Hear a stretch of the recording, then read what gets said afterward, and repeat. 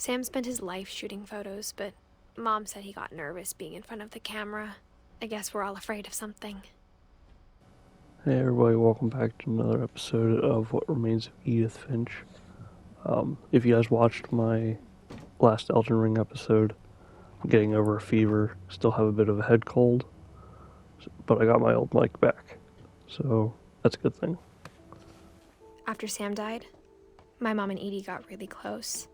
They'd both lost a lot.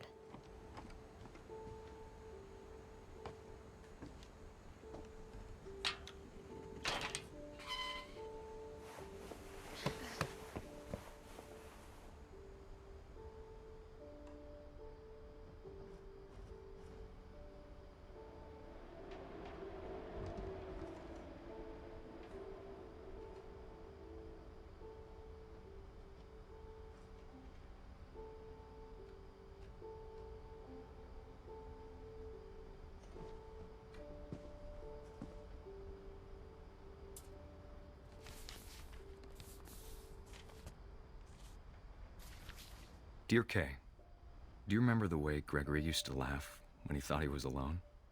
Like something funny was happening, but only he could see it.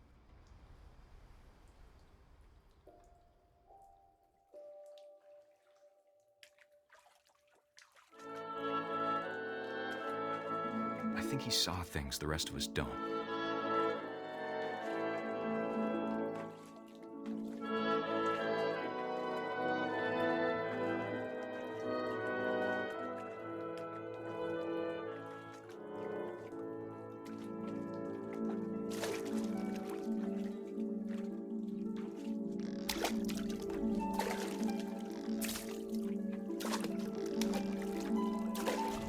Time's over, Gregory. It's time to...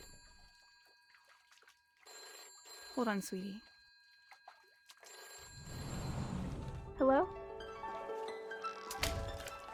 Sam, I told you I don't want to talk right now. I wonder what he saw.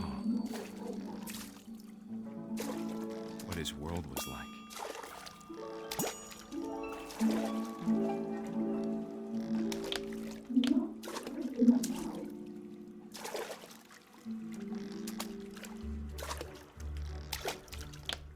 He reminded me so much of Calvin. Lost in his imagination.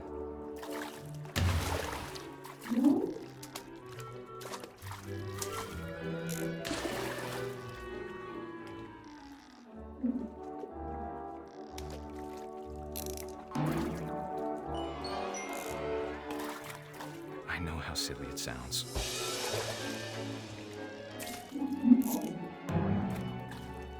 That I worried about a baby being too happy. But I could feel him slipping away. Sorry about that, Gregory. I know you did everything you could. Maybe if I hadn't called that night. Damn it. Hold on, I don't want Gregory to hear this. Or maybe she realized how he got all these toys down.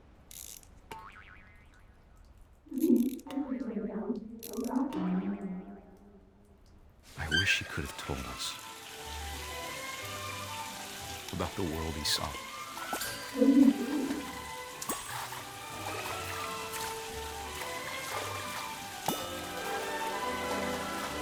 Hey, there's so much I don't understand about Gregory, about everything.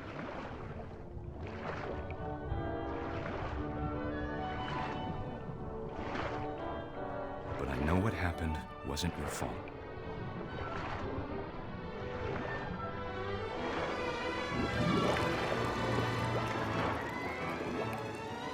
I'm sure he's happy. And he'd want you to be happy too. Good luck, Kay. Love, Sam.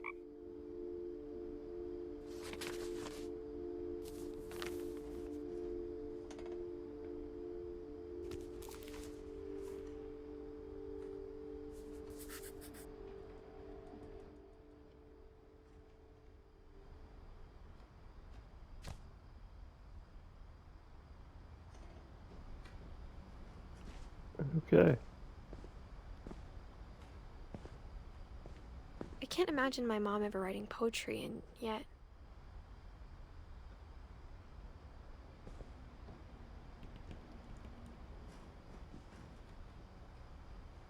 Damn. You look like you listen to Black Flag. I can get behind that. A poem for Gus, who always said the wedding was a bad idea. Our father never hit us kids, at least not very hard, before the day my brother said with teenage disregard that he'd be dead before he'd see a wedding in our yard.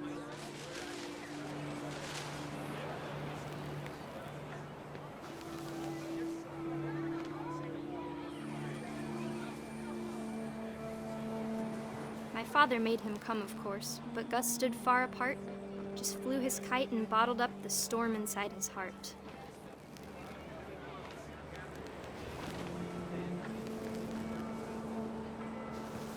I tried to talk him out of it, but though he'd never met her, "We don't need a stepmom," were the words that I remember. Down to husband and wife. Vacant crime.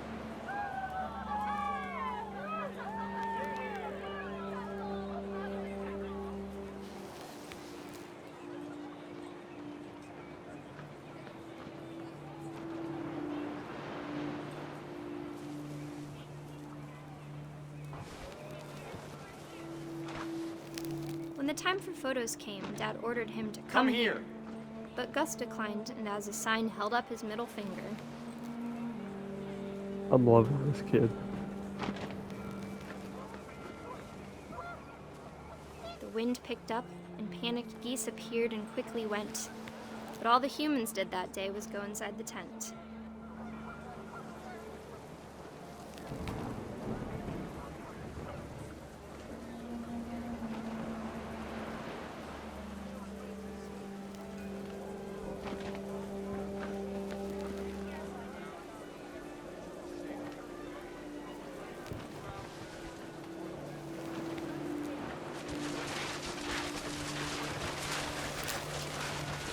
The rain came down in buckets then, but no one seemed afraid that nature might destroy the tent our dad had crudely made.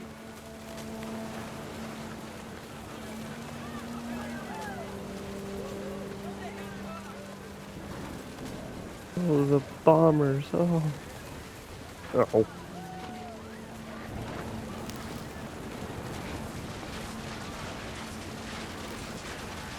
The thunder sounded much too close and full of angry power. But all my father said to this was, "Make the music louder."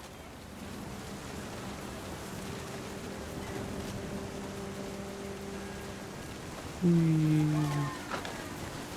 damn it.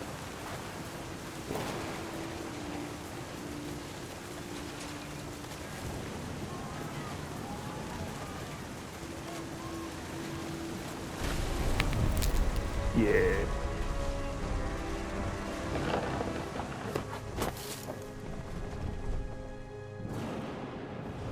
I wish that I could truly say I thought about you on that day. Out there on the beach alone, just you, the wind, the sea, and foam. But I didn't. Until we found you.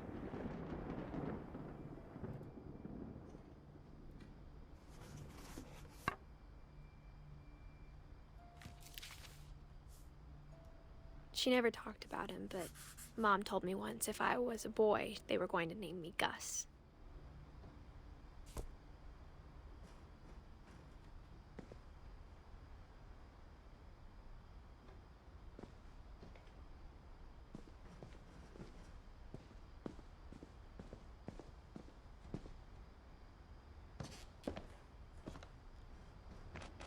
My mom moved up to the loft after her brothers died. At the time, it was as far away as she could get.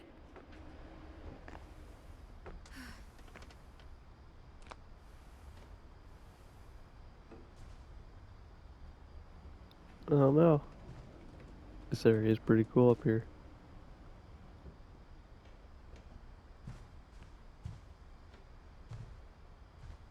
She spent a summer building houses in Calcutta, where she met my dad, Sanjay.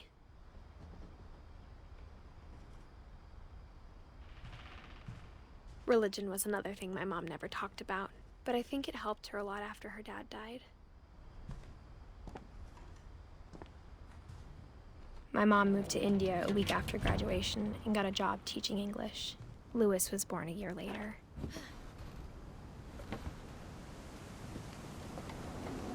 When my dad died, I don't think Mom knew where else to go.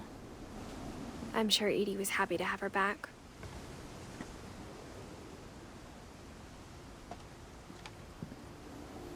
The house had to get a little bigger, but Edie was used to that.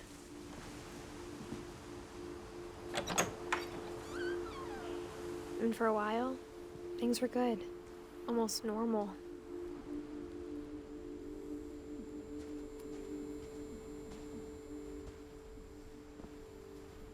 But it didn't last.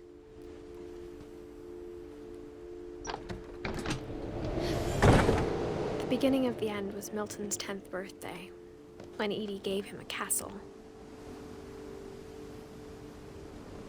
But a castle outside your classroom is not a castle a kid wants.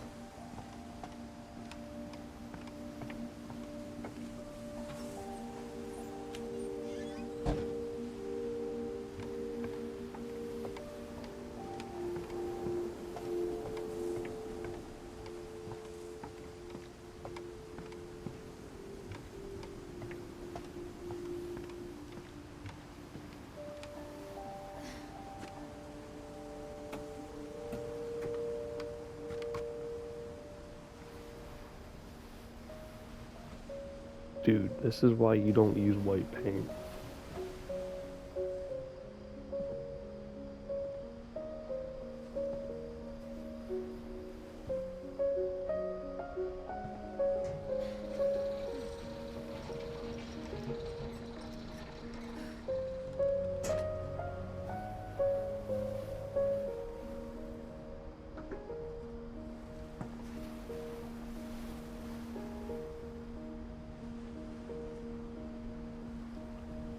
Does he look like a cartoon character? For some reason, the hair, the crown, and the painting, I can't remember.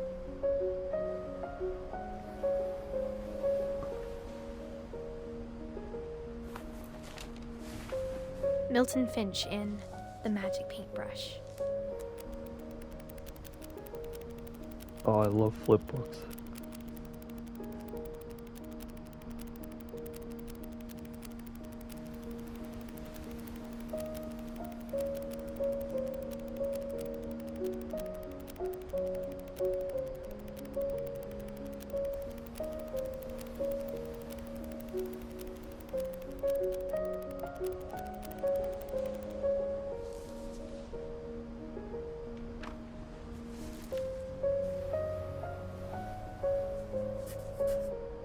I was 4 when Milton disappeared.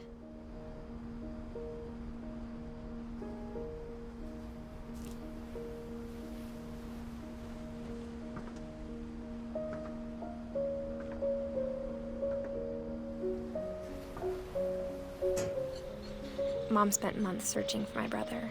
Then she sealed the doors.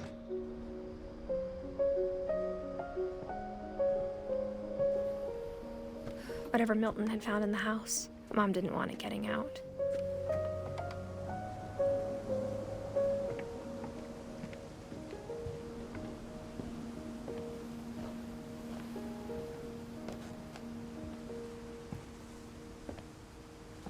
Mom definitely blamed Edie, but I think Lewis blamed himself. After he graduated, he just spent more and more time in his room, until Mom got him a job at the cannery.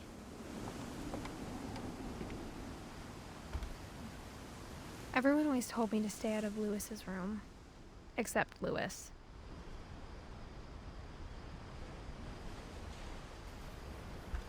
Well, when you have a banger of a room like that, goddamn.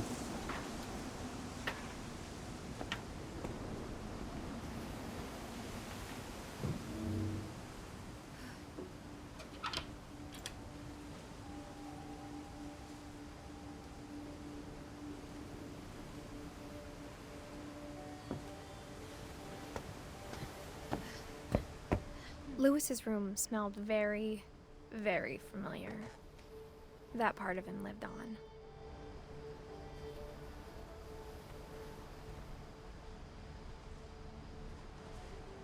Lewis and I spent a lot of time playing games together, but he was surprisingly bad at them. He died a lot.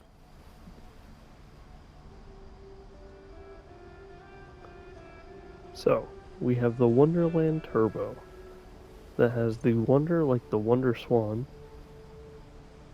Turbo like the TurboGrafx 16, cartridges like a Super Nintendo or Genesis or Mega Drive, body of a PlayStation with the controllers of a Super Nintendo with analog sticks and PlayStation memory cards. I love it. And they have a VCR. But it's broken.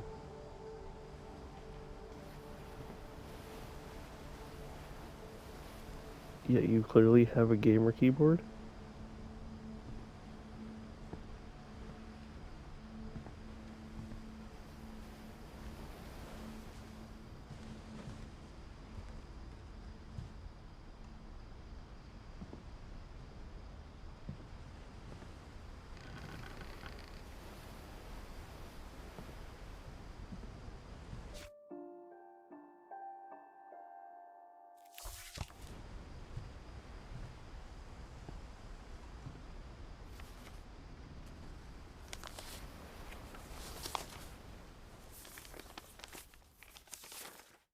Dear Mrs. Finch, as Lewis's psychiatrist, I can understand your desire for an explanation.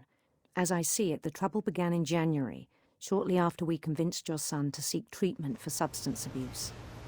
Newly sober, I believe Lewis first noticed the monotony of his daily life.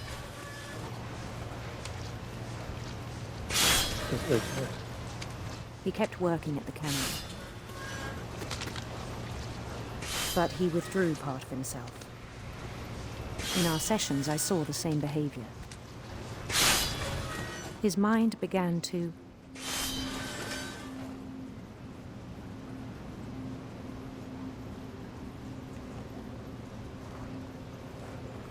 wander. What? Oh. Oh. I asked him to describe it. Oh my god, I'm gonna cut off my hand. He said he started small, imagining a labyrinth. He'd feel his way about.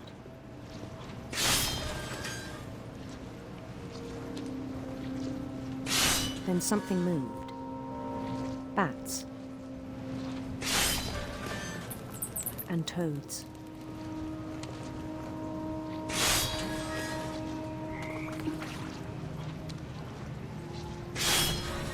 And things that have not names. He knew it was all in his head. But he took it very seriously. I had hoped he'd find himself.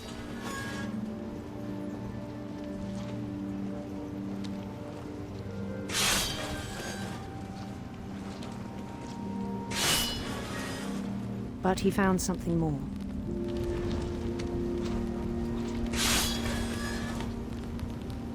I worried about him then.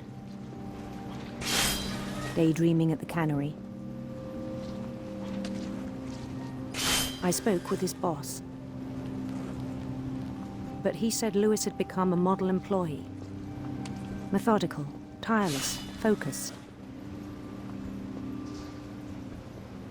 Like a whole new Lewis. So I let him go on.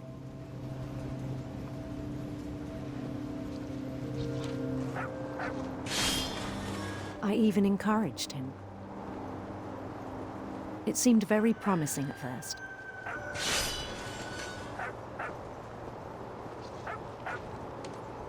He told me he'd made a new friend. Oh no.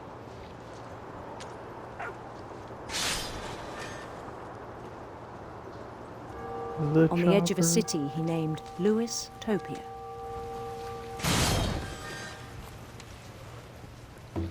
He built the city up slowly, brick by brick. Then he made musicians.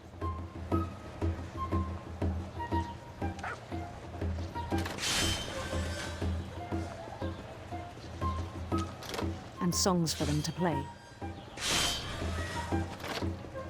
He talked about starting a band. And he was always humming something. Every day his imagination grew stronger.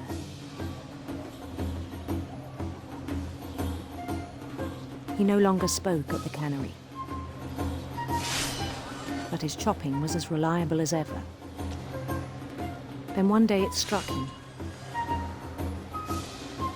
that all the cheering crowds, even the stones under his feet,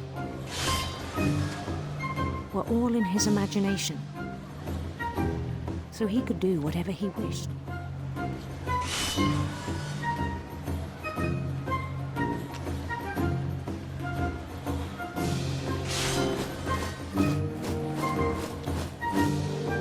He held an election for mayor. And he won.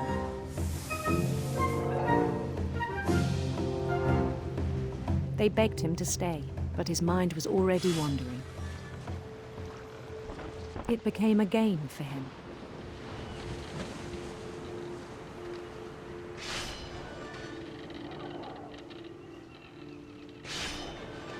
He'd conquer a city, then immediately push on. New Louisville. St. Louis. He started drifting away from our reality.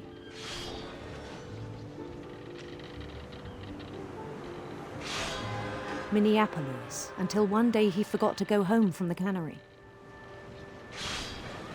Even as his mother pleaded with him, part of Louis kept sailing on.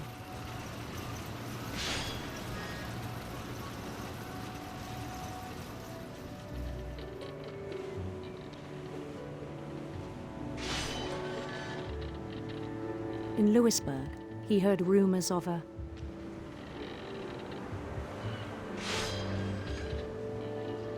handsome queen.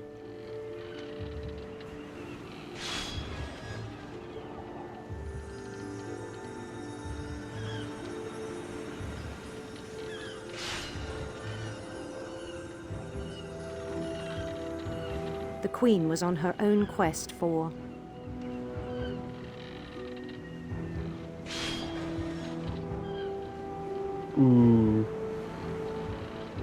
do I want Yermungandr or the fucking rainbow? radiant rainbows.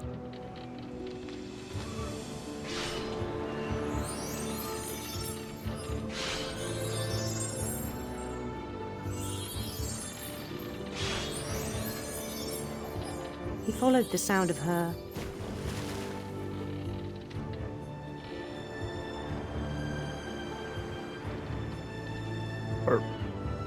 silver harp.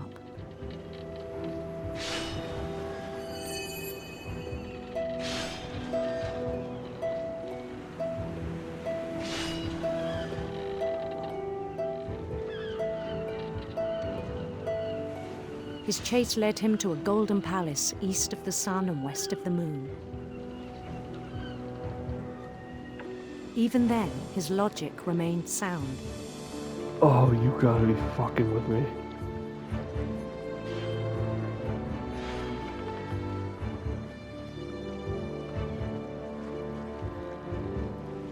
He knew the world was all in his imagination.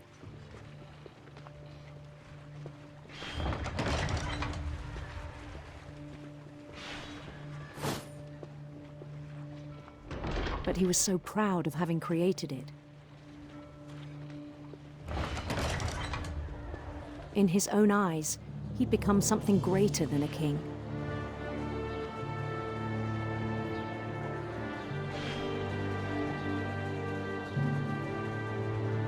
For someone who'd never known success in the real world, I think it was overwhelming.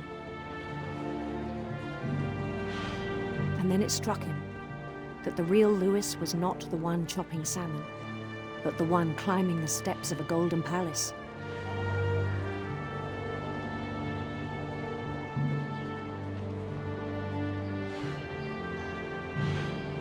My imagination is as real as my body, he told me. It was hard to argue with him.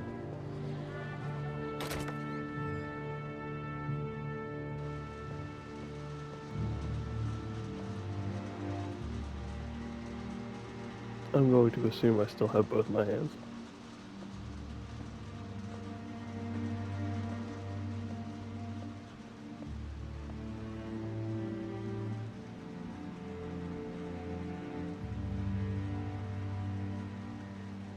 Is that a Switch or a broken DS?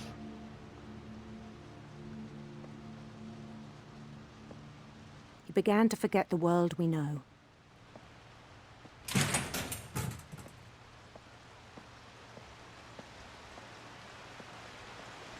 I think it pained him to remember Lewis, the cannery worker.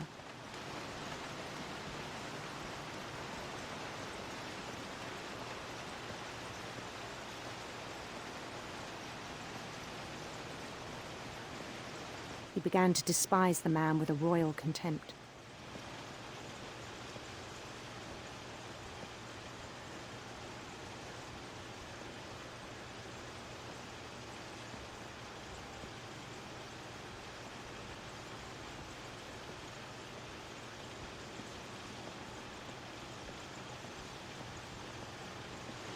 I still thought I could save him.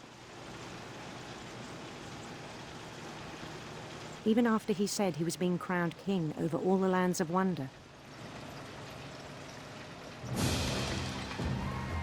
The palace would be packed with his companions.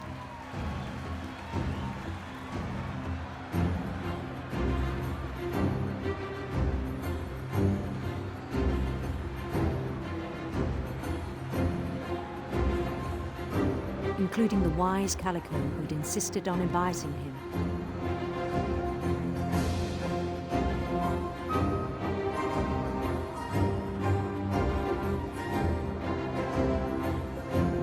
Molly. I really like the art style.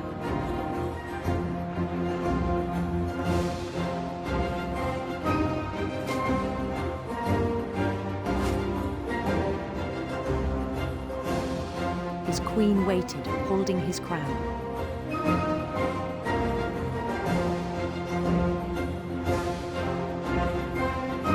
There was only one thing left to do.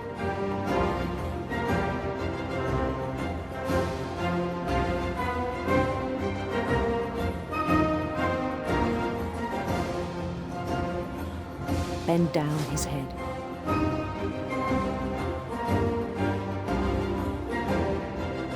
What the fuck kind of agreement is this?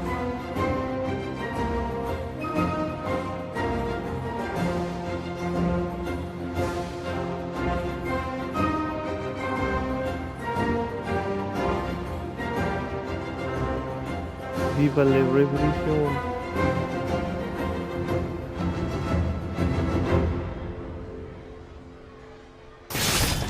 And the rest I think you know. Mrs. Finch, your son was a kind man who will be missed by all of us who knew him.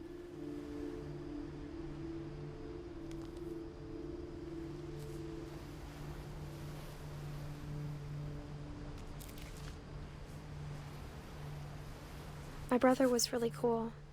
I wish you could have met him.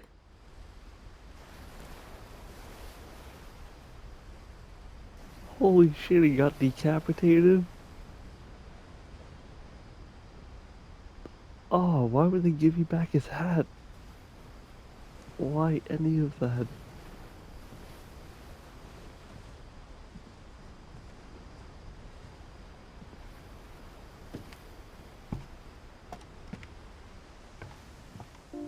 On the way back from Lewis's funeral, my mom told me to start packing. She waited until the day before we left to tell Edie. I'm not sure if she wanted to make it easier or harder.